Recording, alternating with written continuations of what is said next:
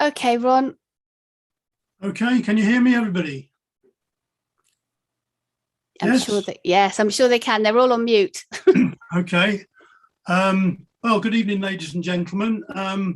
This talk normally takes me an hour. I've got to cut it down to about 35 minutes. And I've got 35 minutes to talk about 32 years of diving off the South Devon coast.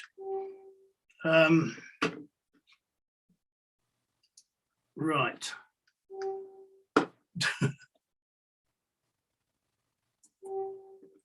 Right, I'm getting no movement at all on my, right, okay, that's without my clicker. Right, first of all, every red dot is a shipwreck. Southwest of England, the red dots are shipwrecks. That's the known shipwrecks. We've in fact found this, our dive team have found 4 unknown shipwrecks. So there are plenty more to be found in the future. Right, it all started for us team of divers in the Irm Estuary in 1989. A local spear fisherman, reported finding several cannon in the middle of the estuary. He reported the find to a Bigby Bay dive team who were based at Hope Cove, who were surveying several wreck sites along the coast. The Devon dive team then informed us, I was part of Northampton BSAC, British Tobacco Club, and we were looking for an Armada wreck on the west coast of Scotland at the time. So the 2 teams then joined up in South Devon to survey the Cannon wreck site, or became the Cannon wreck site. Now there's the beautiful view of the River Irm looking out to sea. And it's a story or a talk in itself of our 4 years in the River Irm. So basically what happened in the River Irm, we found a French or a Swedish galleon, circa about 1630. And we also found 47 Bronze Age tin ingots, 1500 BC. An incredible packed 4 years. And there's myself and Jim, who's listening, I hope, handed in a tin ingot into the rib. That's an incredible find. So it started to get serious. And so we decided to form ourselves into the Southwest Maritime Archaeological Group. There were 14 of us at that time, originally called the Southwest Archaeological Group, but swag didn't go down quite well with the authorities. So we put the M in, Maritime. And our method statement is history from the sea, and we are now in our 31st year. For our work in the Irm, we all piled into the Buckingham Palace to receive a gold medal from the Duke of Edinburgh. An incredible day that was. There we are with a young version of the Duke of Edinburgh. There's a story behind this picture, but I haven't got time to tell you, but it was an incredible day. Right, this is the weekend that changed our lives, all the team members, 28th, 29th of April, 1995. We'd come all the way from Northampton to dive in the Irm to carry on working there, but the dive was impossible. It was like a coal mine down there. So we decided to, if we could, to go over to Salcombe to look at a boring cannon site that had been found a couple of years previously. We was hoping it's going to be sheltered around there, but after a huge adventure to get to Salcombe, we eventually got off Garra. As you see there, the weather wasn't quite that calm, but what we found that day, that weekend, was gold. Absolutely incredible, and it did change our lives. This is the sort of thing we were finding. There's a handful of gold coins there. And this was taken about an hour after I'd surfaced. 4 chaps there with some gold, doing silly things to each other and with gold. I mean, Mick Evans there on the right, holding a nice little nugget there. And of course, this picture that upset a lot of people, I decided to put some coins in my eyes. It's the sort of thing you do when you find gold. Not many people find gold in the quantity we found on that day. But that was an incredible moment. So what do you do when there's only 5 of you out of a team of 14 down that weekend and you find something like that? So we had a discussion and we decided to tell all the other members, because we were a team. We'd been working for 3 to 4 years, and there's no reason not to, or there's no reason to keep it a secret.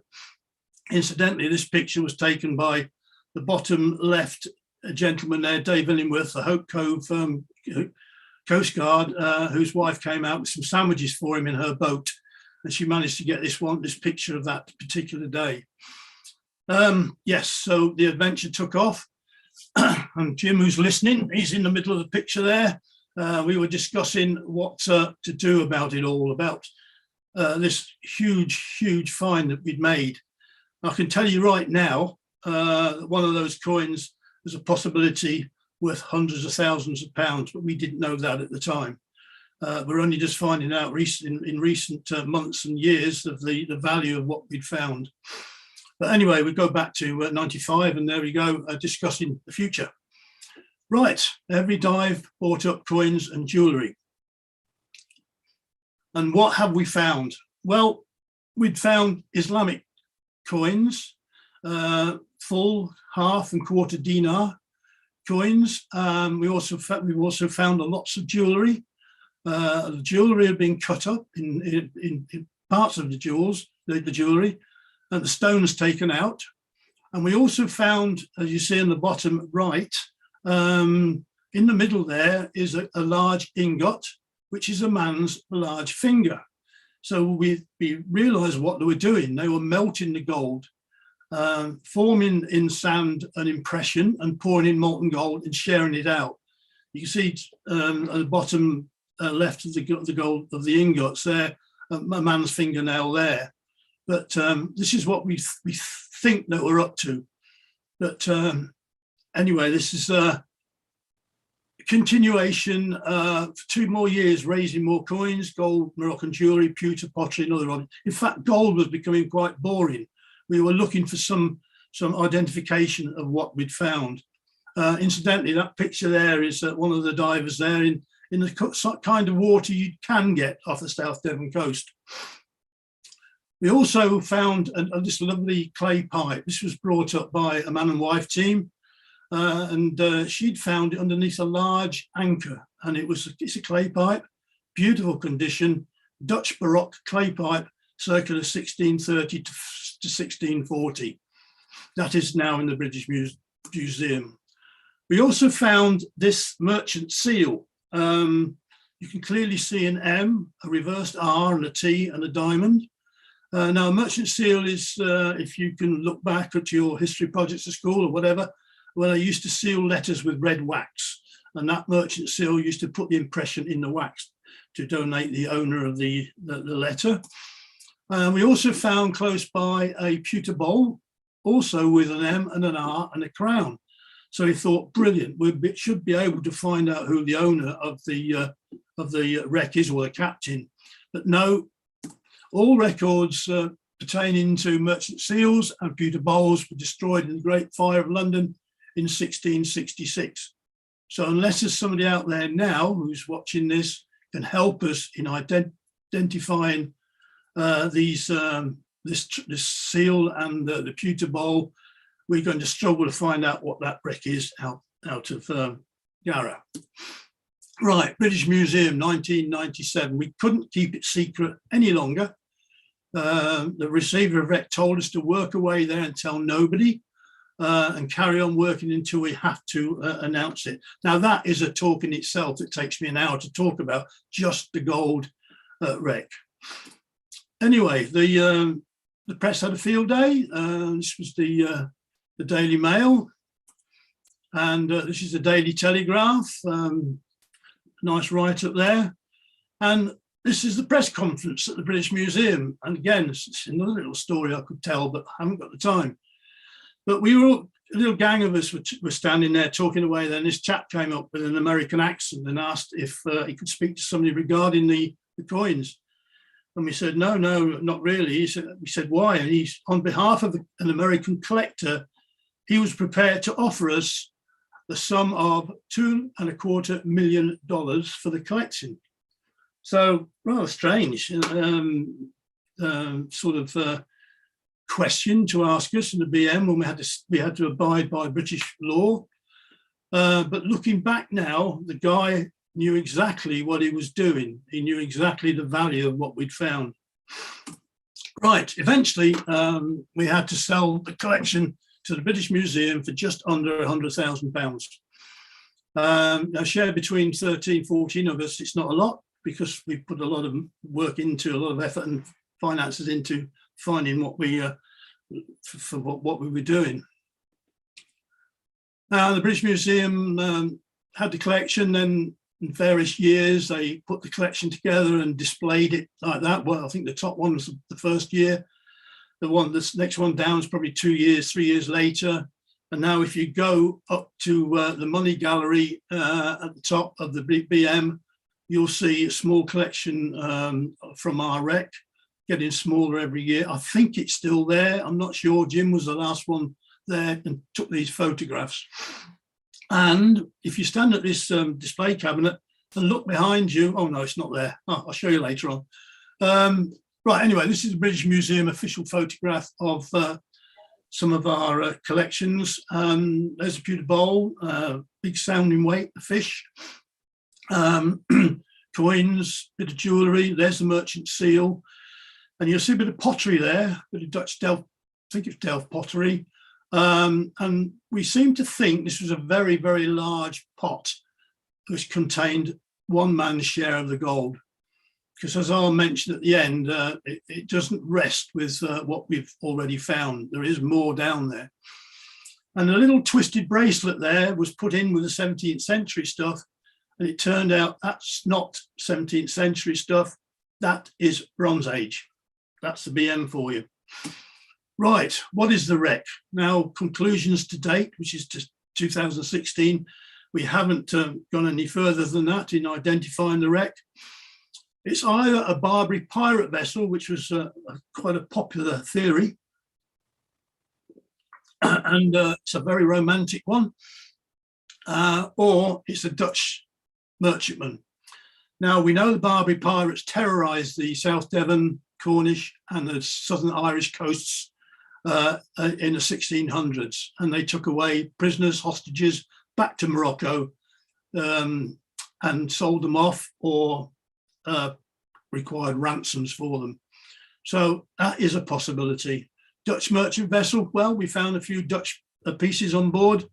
So it could have been going on over to the Dutch market, to Amsterdam, to sell the gold. Now, I must point out at the time, England was short of gold.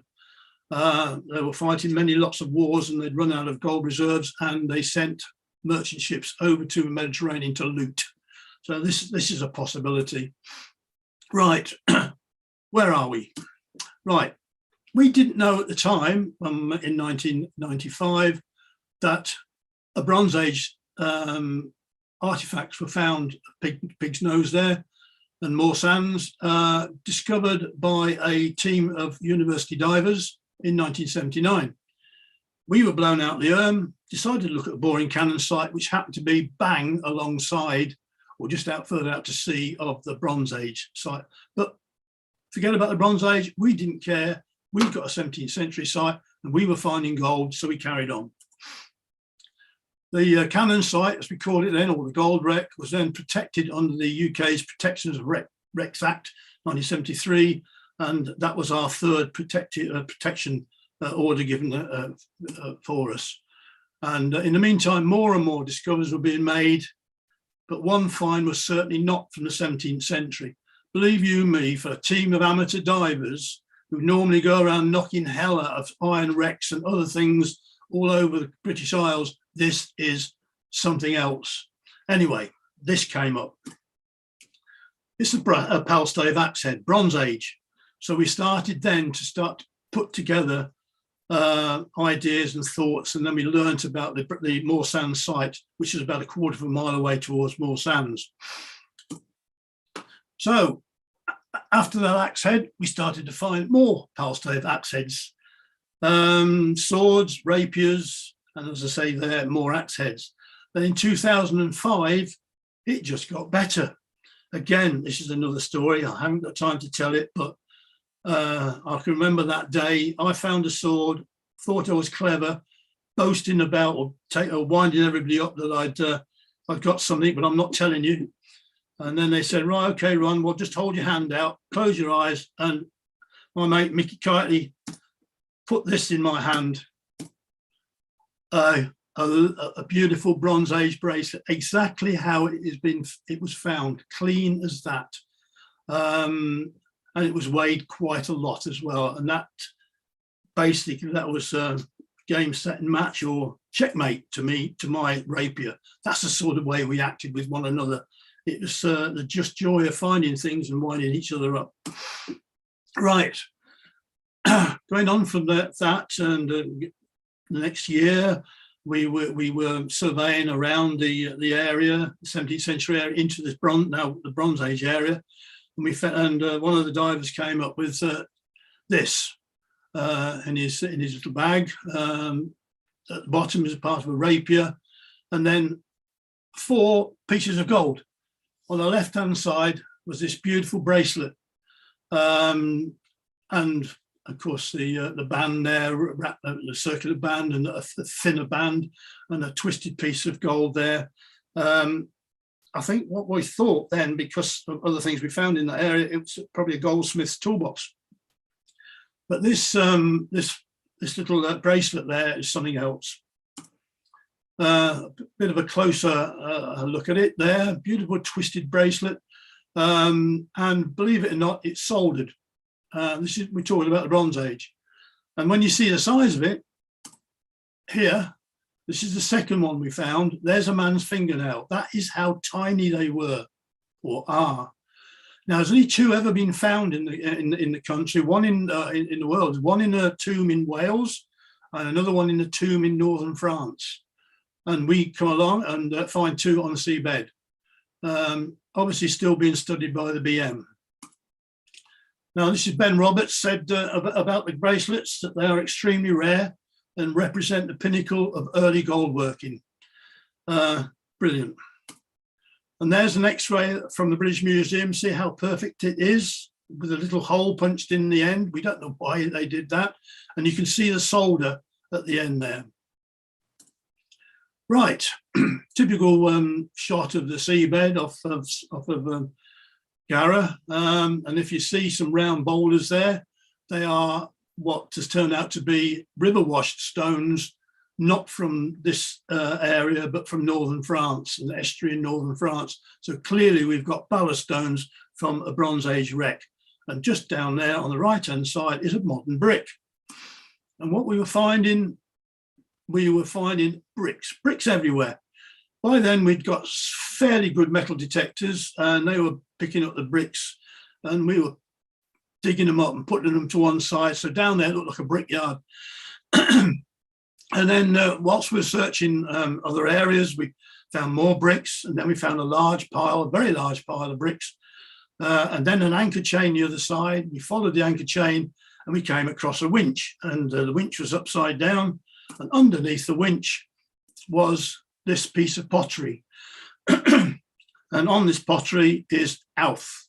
Wow, is it Exmouth, Falmouth, Plymouth, Teignmouth or Dartmouth? Well, bit of research, and we found out that it was the Lord Napier from Dartmouth, 44 years old, a ketch, 42 tons, 2 crew, cargo of bricks from Exmouth to Kingsbridge. Cargo of bricks lost for half a mile off Rickham, exactly where we'd found it. But that, again, is another hour-long tale I talk about. This is a painting of her sister ship, the Julie, painted by Eric Voysey of Topsham. The Julie was also a Topsham vessel, but the Lord Napier had obviously been registered in Dartmouth afterwards. The research led to the 19th century North Sea fishing and fishing ships, First and Second World Wars, and a Devon War Memorial in Topsham. And on that war memorial are the names of the original owners of the Lord Napier and the crewmen. Very, very interesting. And in 2017, we wanted to complete the delivery of some of the cargo of 22,000 bricks. So we know that the Lord Napier sailed up as far as the end of this little tributary, I don't know if anybody can recognise where that is. I think some of you can, but the modern day equivalent is Kingsbridge. And Boots over there is the original builders merchants the bricks were heading for. Obviously now it's a bus station. Right, because we're an amateur group, we couldn't be paid for work. We couldn't be paid for BBC Two Time Watch film that was made by us. So they did a survey of the seabed. There you see it. Just below 2000 on survey 2000, just below those figures is the Garra Rock Hotel. And this is an underwater map or chart, and it's invaluable to us. And getting it within 50 meters there, this is where Jim and I and the rest of the team, we know exactly where every boulder is, every deep crevice. And when we originally set out with the site, we put rope down each gully, and we marked each rope with 5 meter tags. So one line would become A line, another one would be B line, and then C line. So we knew exactly where we were at any time on that site, which enabled us to go into areas where normally you wouldn't swim. The left-hand dotted line is the area of the 17th century finds, and the area on the right, the dotted line, is the Bronze Age site. So you can see that a 17th century cannon site sank on top of a Bronze Age wreck. Absolutely incredible. And of course, the two finds, all the artifacts were slightly mixed together. 2004, an object was found between a rapier and a spearhead. This is how we used to mark things in the seabed. And this little object here, I think Jim, who's listening, could remember what it looked like when it came up. We were all laughing and joking and thought it was part of the Roman helmet. Anyway, that went to the BM. And within a few months, this came back from a Dr. Stuart Needham of the British Museum, that the Sicilian object from Salcombe, what, Sicilian? Was the first secure object of Mediterranean origin and Bronze Age date to be found in Northwest Europe. So this little team of divers proved for the first time trade between the Mediterranean and Europe in the Bronze Age. Not bad. And that object is now in the Art Museum at Plymouth, and the object is thought to be part of an agricultural implement, possibly a shoe, that would have fitted over the end of the plough that's dug into the soil. Anyway, a paper's been written about it, and we have now proved trade. There it is in the Plymouth Museum and Art Gallery with some of our axe heads, and some of our gold finds are in there as well. Right, this is what we do in the winter. We searched around the bottom of the sea to see if we could find any iron objects with a magnetometer. 2009, the first dive was to investigate a magnetometer hotspot, which we'd found in 1998. And what the divers found was the remains of a modern wreck that was destroyed by fire, the MV Geran. But when we were diving that site and that modern wreck, one of the lads came up with an item that certainly was not modern. And there it is. And again, Jim, who's listening, identified that as a Bronze Age copper ingot. Incredible. Probably the first found in the UK, in UK waters. So an incredible find close inshore. This is a quarter of a mile from the original our wreck site of the cannon site. And there's the lads there. There's Jim holding up the copper ingot in the boat, all looking pleased with us themselves. So they should be. So the following couple of weekends later, we all piled off down here, dived that area close in to more sands, and this is what we're coming up with: 100 weights of copper, some complete ingots, some broken up ingots. Absolutely incredible. It does not get any better for a team of divers. Had it all been compressed into 2 years, I think we'd all had heart attacks by then. Now the copper ingots, period 10th to 9th centuries BC, and to date there's no proof yet they are British in origin, and that was Ben Roberts again. Just a little picture there to show you a Bronze Age village. The Bronze Age began 3,800 to 3000 BC and could only occur when tin and copper were available to form bronze. Bronze is made of 85 to 95% copper, with the other 5 to 15 made up with tin and arsenic. Clever when you get all that from the internet. So there you go. We all became experts in what we were finding. Bronze Age Britain. 2700 BC, the beaker culture migrated to Britain from Europe and taught the inhabitants skill of refining metal. And by the time of our 1500 BC, the southwest of England was experiencing a trade boom in tin and copper to Europe. Apparently, they also brought alcohol into Europe, so you can into Britain, so you can blame them for all the problems. Another picture I've seen. This is mainly for children. I talked to show them a village, villagers at work there, forming weapons and smelting, etc., etc. Another of those momentous dives I've put here. What we found with the copper was more tin ingots. Well, copper and tin, but most of all, we were finding gold. And there's two nice little armlets, bracelets that was found close to these copper and tin ingots. It did not get any better. And again, these objects were found close inshore, and we call that new wreck the Bronze Age trader. Absolutely incredible.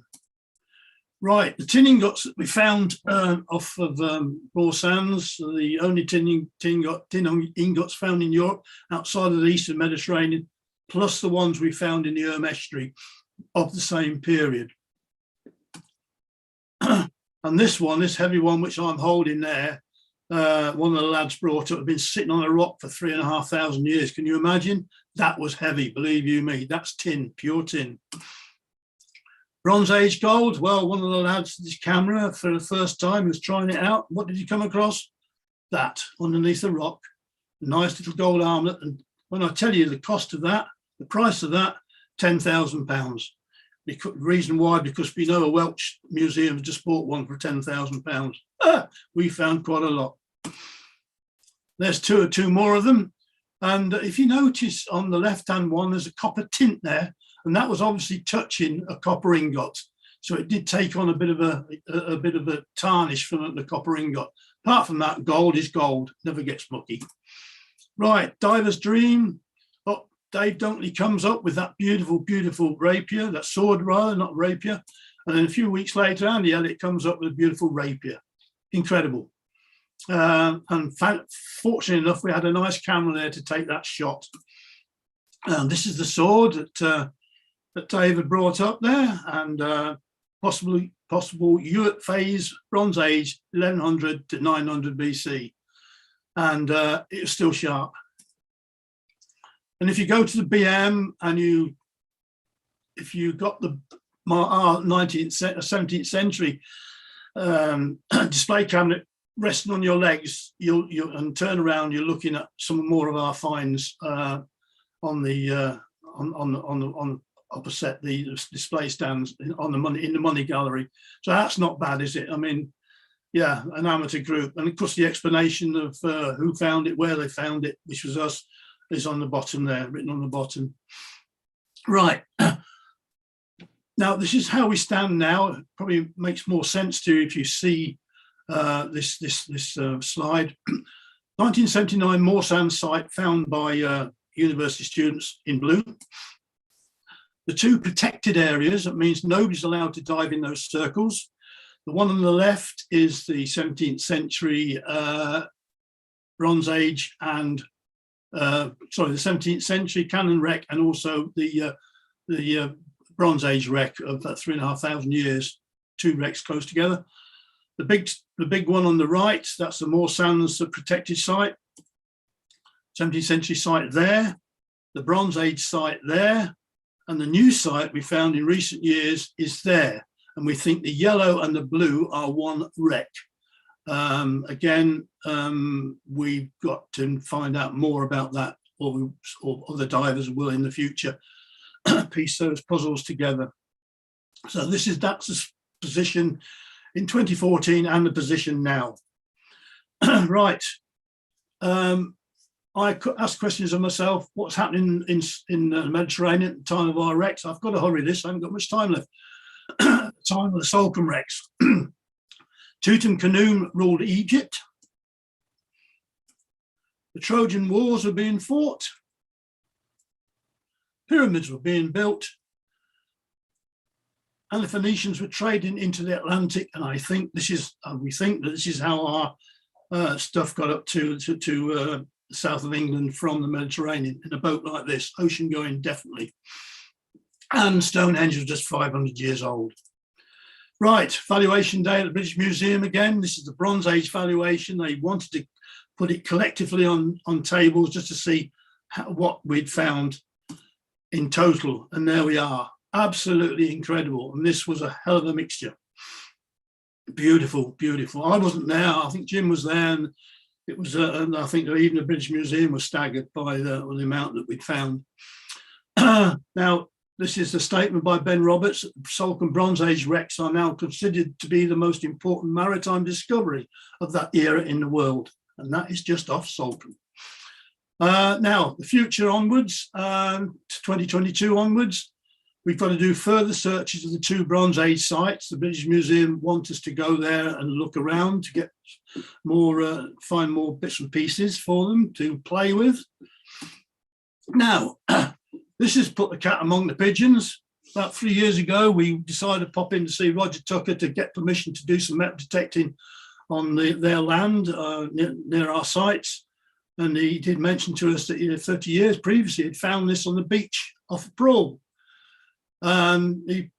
He kindly put it on the table, and we were shocked, staggered. So we took a picture of the vase, and he found it in the sand actually, and with a pound coin there. And we sent that picture off to experts, and we found that it is of the same period as the 17th century. The 17th century cannon site. It's dated about 1630, and it comes from Morocco, from a place called Fez. That is what we were told. And that really is it's just too much of a chance there that it's got to have come from our wreck. And we know that we've never found a cannonball. We found cannonball, but a long way away. We've never found a cannonball cargo. She found the cannons. So what was she carrying as cargo? Experts think she was carrying a bullion cargo of gold from the Mediterranean. And that is what we're looking for now. And thank you, Roger, for showing us that vase, because we've got other areas to look at. Right, another interesting thing that we've developed, or we've done in the last few years, we've known that the parish church of St Sylvester's is the church where we could have had records of the 17th century wreck. What is it? Where it came from? So far, we haven't found anything to do with that wreck site. But we do know that the churchyard holds bodies of shipwreck victims. And now, fortunately, English Heritage, hopefully English Heritage is going to fund a permanent display of our work for children and for visitors alike. And we're very pleased to be part of it. And that, ladies and gentlemen, is not bad. I've finished in time. 2022 will be work in progress. Are there any questions? Thank you. Okay, I'm just going to stop sharing it to YouTube for the moment, and then I'll ask you to stop.